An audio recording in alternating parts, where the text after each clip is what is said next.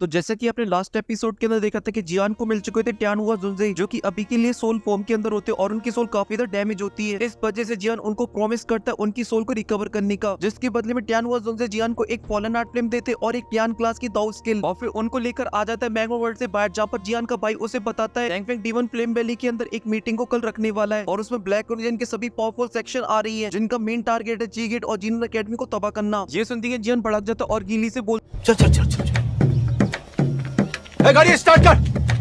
हम फर्स्ट हम फर्स्ट। और वे फर्स्ट एड भी इसके लिए मान जाते और जियान से बोलते कि अभी के लिए हमारे पास 2 एलाइट डाउस होंगे, जो कि मैं और एक लिटिल फेरी डॉक्टर, जो कि वो जीनन अकेडमी के प्रोटेक्टर इस तरीके की फाइट के बीच में अपीयर नहीं होती है, क्योंकि उनका काम सिर्फ जीनन अकेडमी को प्रोटेक्ट करना है। तो इस उनके जियान बोलते कोई दिक्कत की बात ही नहीं, क्योंकि हैंगपिंग अपनी अलायंस को बनाएगा उससे पहले हम लोग उसके ऊपर हमला कर देंगे। और फिर गीली से उस जगह के बारे में पूछता है जहाँ पर हैंगपिंग उन सभी से मिलने वाला है। तो गीली भी जियान को उस जगह के बारे में बता देता है। ये सुन के जियान गीली से बोलता है अपने जी गेट के जिनसे भी अच्छे रिश्ते उन सभी को बुलाओ, क्योंकि हम कल हमला करेंगे उस हैंगपिंग के बच्चे के ऊपर। तो इनकी गीली भी हमें से ला देते और फिर सीन चेंज होकर हमें कल का दिखाया जाता है, जहाँ पे जीन एक पहाड़ के ऊपर खड़ा हुआ होता है और उसके पास काफी सारे वॉरियर भी खड़े हुए होते, जिनमें से काफी सारे ऐसे वॉरियर थे जिनसे जियान पहले भी मिल चुका था, और उनमें से वही एक सुंदरी लड़की और वो एक गेड़ा आती और कटकटा बुड्ढा, जो कि तीनों डाउ वांग लेवल के वॉरियर थे। मगर वो फिर भी जियान की काफी ज्यादा इज्जत करते थे, क्योंकि उन्हें पता था कि जियान कितनी बड़ी तोप है। तभी जियान उन सभी लोगों को देखते हुए बोलता कि जैसा कि आप लोगों को पता है कि आज मैंने तुम लोगों को यहाँ पर क्यों बुलाया है, और अगर आज हमारा मिशन एकदम पूरी तरीके से सक्सेसफुल हो जाता है तो मैं इसके बदले आप लोगों को काफी ज्यादा हाई रिवॉर्ड दूंगा। ये सुनते के वहाँ पर जितने भी लोग होते सभी के सभी काफी ज्यादा खुश हो जाते हैं, क्योंकि वो सभी लोग ये बात को बहुत ही अच्छे से जानते हैं कि चंद सालों के अंदर ही जियान का जो कद है ब्लैक ओरिजिन के अंदर वो काफी ज्यादा बढ़ चुका है, और इसी वजह से आने वाले कुछ टाइम के बाद ही इस ब्लैक ओरिजिन के ऊपर बस एक ही चीज राज करेगी, वो होगा जी गेट। और इसी वजह से आज अगर वो जियान का साथ देते हैं तो उनकी फ्यूचर लाइफ काफी ज्यादा अच्छी रहेगी ब्लैक ओरिजिन के अंदर। और इस वजह से जियान ने जितने लोगों को वहाँ पर बुलाया था उसके डबल लोग वहाँ पर आ चुके थे, क्योंकि बहुत सारे ऐसे लोग थे जो कि बिन बुलाए बाराती थे। और फिर जिन 10 से ज्यादा डाउ वांग लेवल की वॉरियर को लेकर निकल जाता है डीवन फ्लेम वैली की तरफ, और फिर इसी के साथ सीन शिफ्ट होकर डीवन फ्लेम वैली के ऊपर आ जाता है, जो कि 2 बड़े बड़े पहाड़ों के बीच में बसी हुई थी। और पे ओल्ड डीवन घोस्ट के मर जाने के बाद हैंगपिंग ने कब्जा कर लिया था डीवन फ्लेम वैली की सेक्ट लीडर की सीट पर, और इसी वजह से डीवन फ्लेम वैली आज भी एक पावरफुल सेक्शन है, जो कि अभी के लिए हैंगपिंग एक लाइट डॉगजोंग तो है, साथ ही साथ वो एक मेडिकल एम्परर भी है, जो कि ब्लैक ओरिजिन के अंदर एक हाई लेवल का एल्केमिस्ट माना जाता है। इसी वजह से हैंगपिंग ने सभी ब्लैक ओरिजिन की पावरफुल सेक्शनों को एक इन्विटेशन भेजा था, जब पर उसने सभी को बोला था कि जी गेट की डीवीडी पावर बढ़ती जा रही है और एक टाइम ऐसा आएगा कि पूरे ब्लैक ओरिजिन को कब्जा लेगा। इसी वजह से समय रहते हुए उस जी गेट को तबाह करना होगा और साथ ही जीनन अकेडमी को, और उसके लिए हम सभी को मिलकर एक अलायंस को बनाना होगा जो जी गेट और जीनन अकेडमी को टक्कर दे पाए। और ये सब सुन के ब्लैक ओरिजिन की बहुत सारी पावरफुल सेक्शन हैंगपिंग के इन्विटेशन पे डीवन फ्लेम वैली के अंदर आ जाती है, जहाँ पर हैंगपिंग अभी के लिए डीवन फ्लेम वैली की एल्डर की सीट के ऊपर बैठा हुआ होता है, और उसके सामने काफी सारे वॉरियर बैठे हुए होते हैं जो कि अलग अलग सेक्शन से आए थे। और इतने सारे लोगों को देखे हैंगपिंग अपने दिल ही दिल में काफी ज्यादा खुश हो रहा होता है और बोलता है आज जियान तेरी जिंदगी का आखिरी दिन है, क्योंकि आज मैं तुझे इतनी बुरी तरीके से पीटूंगा जिसके बाद तू घुटनों के बल बैठकर मुझे फ्लेम मंत्रा देगा, और साथ ही बुद्धिस्ट लिक्विड को भी। और ये सोचते कर हैंगपिंग जोर जोर से हंसने लगता है, क्योंकि उसके सामने जितने भी लोग बैठे हुए थे वो सभी के सभी बहुत ही ज्यादा पावरफुल लोग थे, जिनकी ब्लैक ओरिजिन के अंदर काफी ज्यादा इज्जत है। और उन लोगों के बीच में था मू त्यान सिंह, जो कि ब्लैक एम्पायर सिटी का लीडर है, और साथ ही उसके बगल में था ओल्ड यानसा, और ये दोनों ही है एलाइट डाउजोंग। और इसी वजह से वो पे इनके अलावा जितने भी वॉरियर थे वो इनसे काफी ज्यादा डर रहे होते हैं, क्योंकि ओल्ड डीवन घोस्ट के मर जाने के बाद अब ब्लैक ओरिजिन के अंदर कोई दिग्गज लोग है तो ये बस 2 ही है। मगर ये दोनों ये बात बहुत ही अच्छे से जानती है ब्लैक ओरिजिन बहुत ही बड़ा है और इसके अंदर काफी ज्यादा गहरे राज छुपी हुई है। इस वजह से यहाँ पर कोई इनसे भी पावरफुल छुपा हुआ वॉरियर भी हो सकता है जिसने अभी के लिए अपने आप को हाइड कर रखा हो, और इसी वजह से ये दोनों इतने ज्यादा हवा में नहीं उड़ रहे हैं। और यही एक रीजन था जिसकी वजह से हैंगपिंग के इन्विटेशन पे ये लोग यहाँ पर आ गए। और यहीं पे जस्ट हैंगपिंग के बगल में खड़े हुए होते 2 बंदे जिनका नाम होता है मिस्टर सिल्वर और गोल्ड, और ये अभी के लिए सबसे ज्यादा खुश थे हैंगपिंग का इन्विटेशन पाकर, क्योंकि ये दोनों जियान और जी गेट से काफी ज्यादा नफरत करते थे। मगर साथ ही हैंगपिंग को बहुत ही अच्छे से जानते थे कि हैंगपिंग कितना बड़ा आरामी है, मगर वो फिर भी हैंगपिंग का साथ खुशी खुशी इसलिए दे रहे थे क्योंकि वो जानते थे हैंगपिंग एक टियर 6 के हाई लेवल का एल्केमिस्ट है, और साथ ही अब तो वो एक एलाइट डाउजोंग भी बन गया। इस वजह से उनकी फ्यूचर लाइफ तो एकदम बल्ले बल्ले हो जाएगी, क्योंकि इसके बाद हैंगपिंग की पिन रिफाइनिंग की जो स्किल है वो और भी ज्यादा इंप्रूव हो गई होगी, और इस वजह से वो हैंगपिंग को किसी भी तरीके से खुश करना चाहते थे। तभी हैंगपिंग अपनी कुर्सी से खड़ा हो जाता और सभी को वेलकम करता है उसके इन्विटेशन पे डीवन फ्लेम वैली आने के लिए, और फिर अपने गले को साफ करता और फिर सभी लोगों से बोलता कि आज मैंने आप सभी लोगों को एक बहुत ही इंपॉर्टेंट बात को डिस्कस करने के लिए बुलाया है। जैसा जैसा कि आप लोग जानते हो जीन अकेडमी की वजह से हर साल ब्लैक कॉनिजन के काफी सारे लोग मारे जाते हैं और इसी वजह से मोस्टली सेक्शनों की फाइट चल रही है जीन अकेडमी के साथ। मगर जीन अकेडमी ने अब एक कदम और भी आगे बढ़ा दिया है। जैसे कि आप लोगों ने सुन रखा होगा डीमन फ्लेम वैली के महान फाउंडर ओल्ड डीमन गोस्ट को मार दिया गया है जीन अकेडमी के द्वारा। और जब भी बात वहाँ पर बोलते तो ये सुनकर डीमन फ्लेम वैली के सभी लोग काफी गुस्से में आ जाते हैं और वो जोर जोर से नारे लगाने लगते, खून का बदला खून से लेंगे। और फिर जो दूसरी सेक्शन से आई हुई वॉरियर होती है ये बात सुनती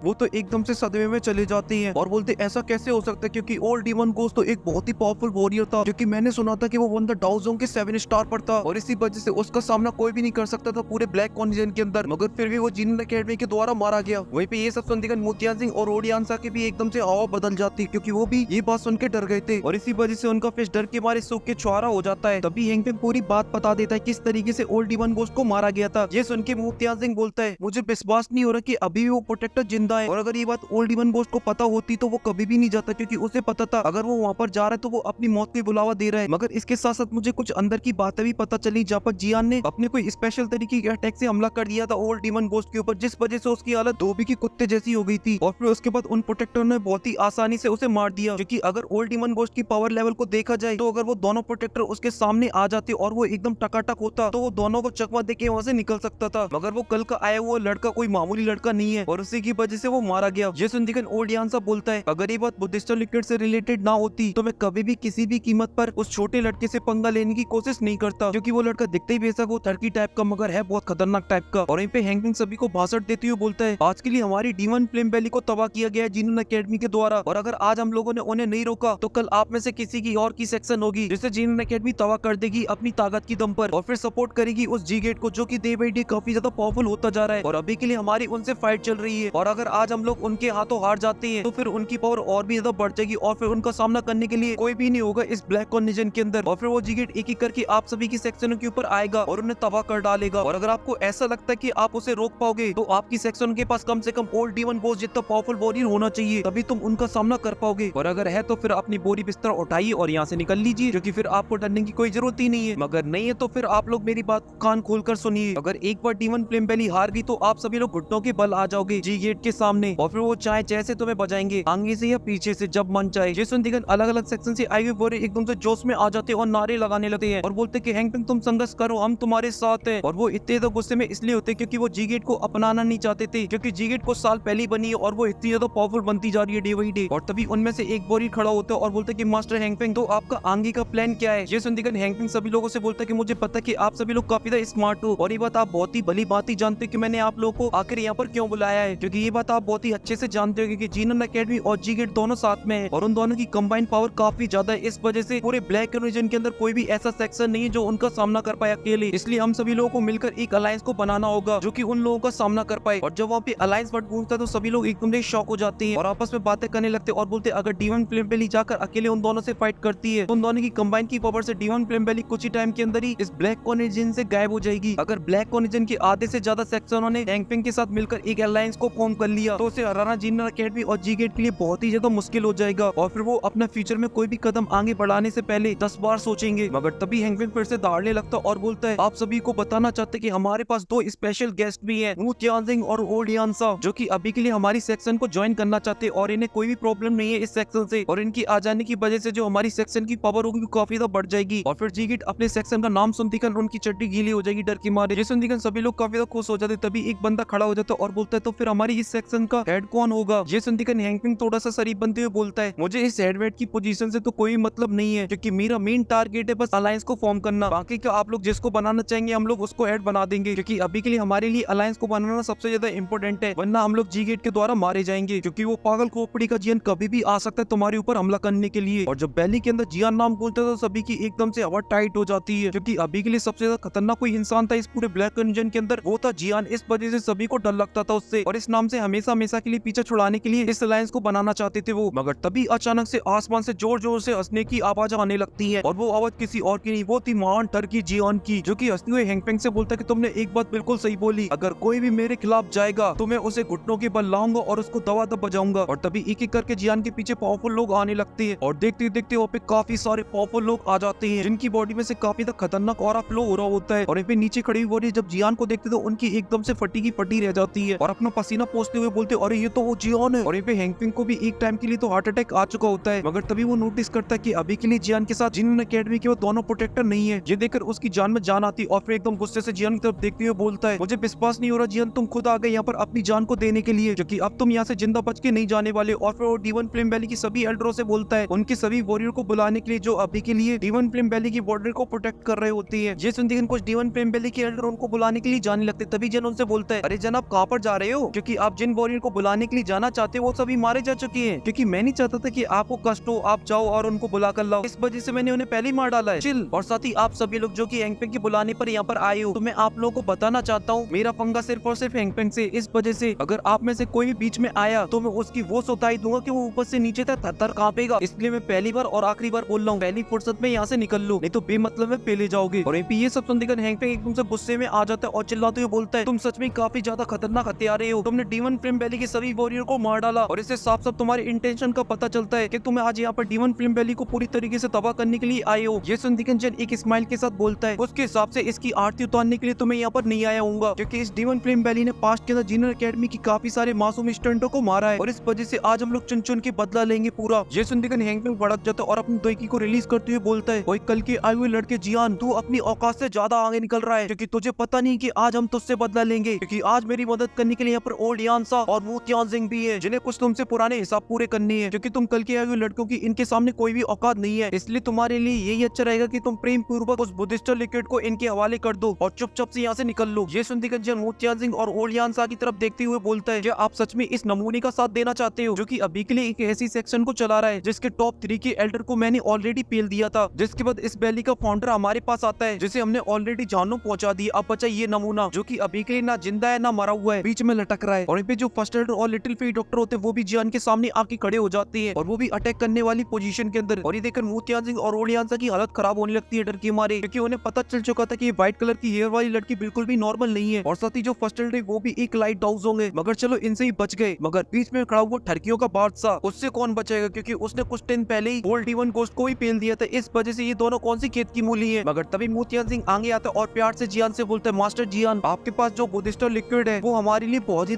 इंपॉर्टेंट है, क्योंकि वो हमारे दिल के पास है और मुझे हैंगपिंग ने प्रॉमिस किया है अगर हम लोग उसका साथ देते हैं तो हमें वो उसके बदले बुद्धिस्ट लिक्विड को देगा, और इसी वजह से बस यही रीजन है कि हम लोग उसका साथ दे रहे हैं। और तभी पीछे से ओल्ड यानसा भी आगे आता है और जियान से बोलता है, अगर आप हमें वो बुद्धिस्ट लिक्विड को दे देते हो तो हम आपसे प्रॉमिस करते हैं हम आपकी और हैंगपिंग की फाइट के बीच में नहीं आएंगे और यहाँ से चुपचाप से निकल लेंगे और फिर आपको जो दिखाई दे वो करो। और फिर जब हैंगपिंग इन दोनों की बात सुनते तो वो काफी तो गुस्से में आ जाता है, क्योंकि उसने अलायंस बनाने के लिए कितने सारे पापड़ को बेला और ये दोनों उसकी सेक्शन के सबसे इंपॉर्टेंट पार्ट है। मगर जैसे जियान इनके सामने आया तो इनकी डर के मारे ससु निकलने लगी, और जब ये बाकी की अलायंस के मेंबर देखेंगे तो उनका तो पूरी तरीके से मोरल डाउन हो जाएगा। और ऐसी कुछ देर बाद हमें देखने को ही मिल जाता है जहाँ पर जो छोटे मोटे सेक्शन के आए हुए वॉरियर होते हैं वो पहली फुर्सत में वहाँ से निकलने लगती है। और जियान बुद्धिस्ट लिक्विड को तो किसी भी कीमत पे किसी को देने के लिए तैयार नहीं था, क्योंकि वो आएगा लिटिल फेई डॉक्टर की पॉइजन बॉडी को कंट्रोल करने में। तो फिर ये चाहे हैंगपिंग का साथ दे या फिर अपने गली के कुत्ते का। और फिर वहाँ पे जितने भी लोग आए हुए होते हैं उन सभी लोगों से बोलता है, अभी के लिए मैं ये बात सभी लोगों को क्लियर कर देना चाहता हूँ, अभी के लिए जो पंगा है वो G-गेट और D1 फ्लेम वैली के बीच का है, और जो यहाँ पर लोग अगर वो इसके बीच में नहीं पड़ते हैं तो मैं आपसे प्रॉमिस करता हूँ वो सभी मेरे G-गेट के दोस्त माने जाएंगे और मैं अपने दोस्तों के साथ बहुत ही अच्छे से बात करता हूँ, और अगर कोई बीच में घुसा तो वो मेरा दुश्मन होगा और मैं अपने दुश्मनों को ऊपर से नीचे तक उधेड़ देता हूँ मार मार कर, और साथ ही उनके खानदान का भी नामो निशान मिटा देता हूँ। और ये बोलती जियान अपने दिल को रिलीज करने लगता है, जिस वजह से वहाँ पे चारों तरफ उसका ऑरा फैलने लगता है, जिसे महसूस करते सभी के सभी काफी शौक हो जाते हैं और बोलते हैं इस वीडियो को लाइक करो यार, और जिन लोगों ने अभी तक सब्सक्राइब नहीं किया तो सब्सक्राइब भी कर लो, क्योंकि हम लोग बहुत ही करीब है 200 के। और इसका जो नेक्स्ट पार्ट है वो आप लोगों को देखने को मिलेगा क्यूट लव फेलैंड के ऊपर, जब पर वो लोग सुन का बंदा आएगा और अपने साथ झंडा लाएगा, और साथ ही वू त्यानजिंग डर के मारे 18+ हो जाएगा, मतलब जियान की एक बात सुन दिखन उसकी डर के मारे पतलून गीली हो जाएगी, समझ गए ना।